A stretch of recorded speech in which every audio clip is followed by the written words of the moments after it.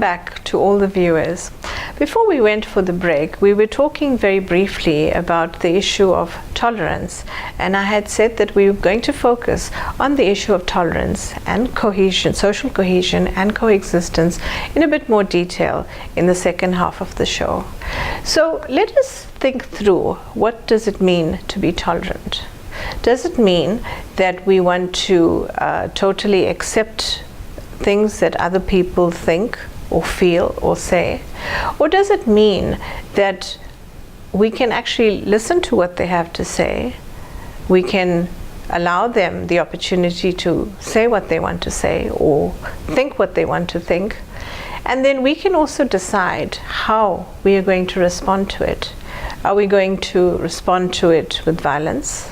Or are we going to say to ourselves, that person is actually entitled to hold those opinions?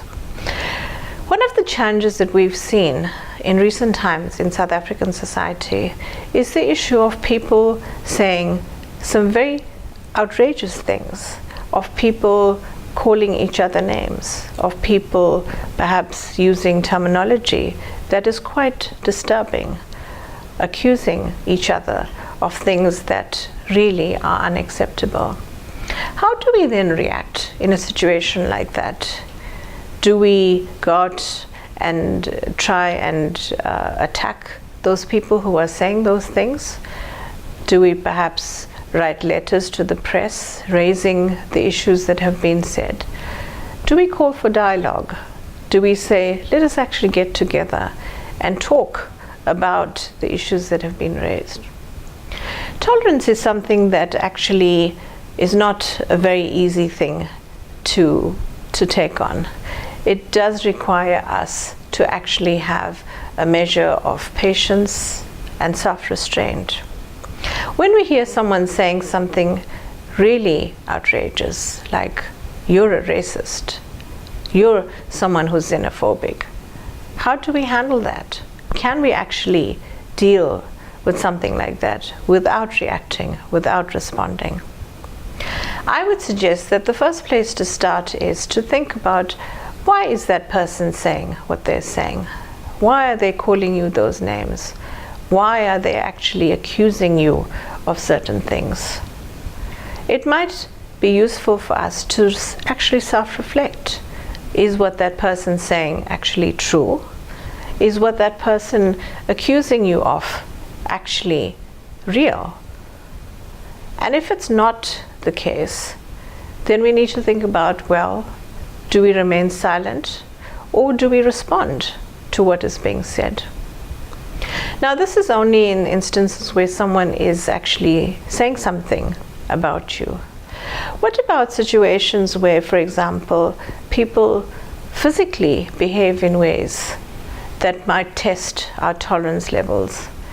When people are out there in the streets, and we've seen this in South African society, that people can actually become quite violent. Is it okay to tolerate violence? The common sense answer to that would be no. It is not okay.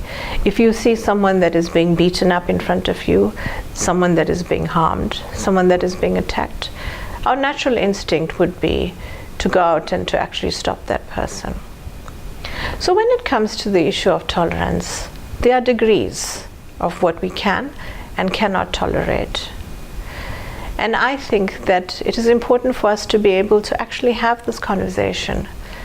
Is it okay to tolerate language that is offensive, that is going to create perhaps further tensions between people?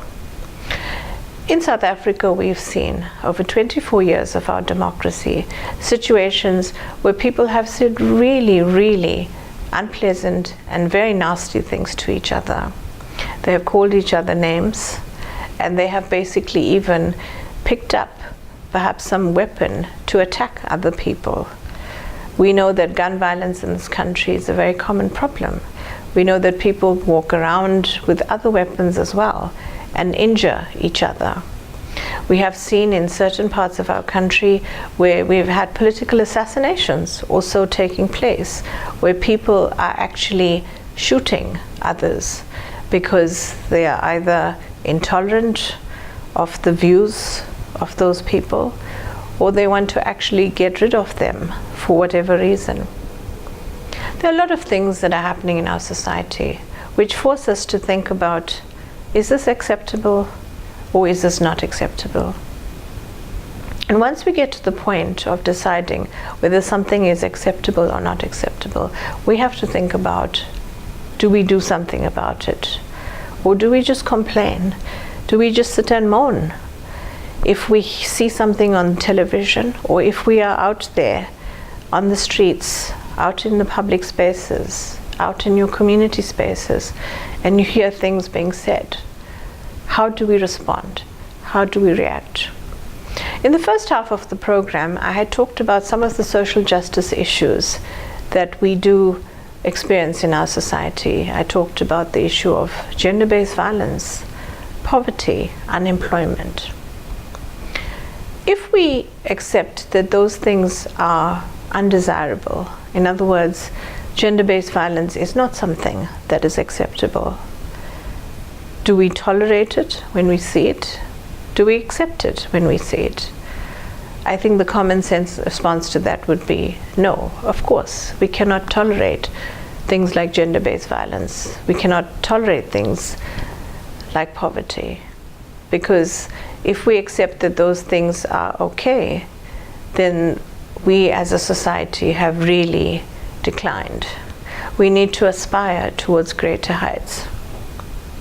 So when it comes to, for example, things that we can tolerate, how do we ascertain that that is something that is tolerable? I mentioned the examples of things like, you are a racist, you are a xenophobic person. If those things are not true, then obviously we have to react and we have to respond to them. And we can only do that by providing evidence of the fact that we are not those things. It is very easy to go around calling people names. It's very easy to accuse them of something. But the person who is actually doing the accusing has to provide proof that what they are saying is actually true. And if it's not, then the person who has been accused of those things is actually fully entitled to defend themselves or to provide evidence to the contrary. Now, when we speak about social cohesion, which is another very important aspect of South African society, we find that actually there are situations where we are not actually very cohesive. There are a lot of things that force us to actually become quite antagonistic to each other. In other words, if you disagree with people's opinions, and if you basically do not accept what they are saying, then you do become quite antagonistic to them. An example of where we see this happen, for instance, is within our political structures. We see this happening within Parliament, we see this happening in other committee spaces, and we find that actually people can get quite emotional and quite violent physically sometimes. And so this raises the question, are these spaces where we should actually allow for that kind of thing?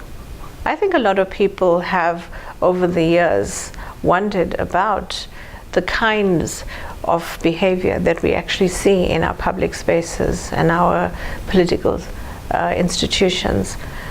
Is it okay for the parliamentarians to behave in the way that they do sometimes, and for the political party representatives to conduct themselves in that way?